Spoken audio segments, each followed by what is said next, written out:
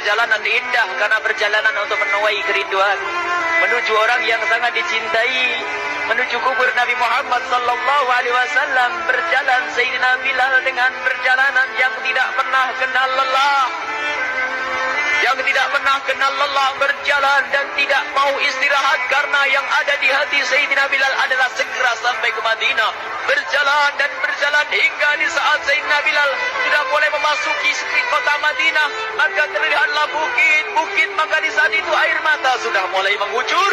Sayyidina Bilal sadar bahwasanya bukit-bukit itu adalah bukit yang pernah disaksikan oleh Sayyidina Bilal bersama Rasulullah.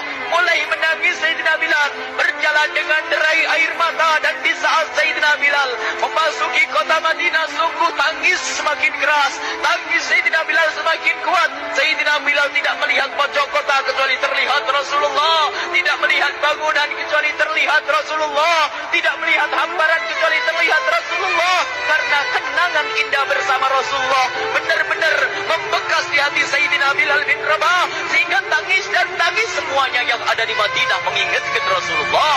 Berjalan Sayyidina Bilal bin Rabah menuju kubur Nabi Muhammad sallallahu alaihi wasallam. Hadirkan diri anda bersama Sayyidina Bilal saat ini.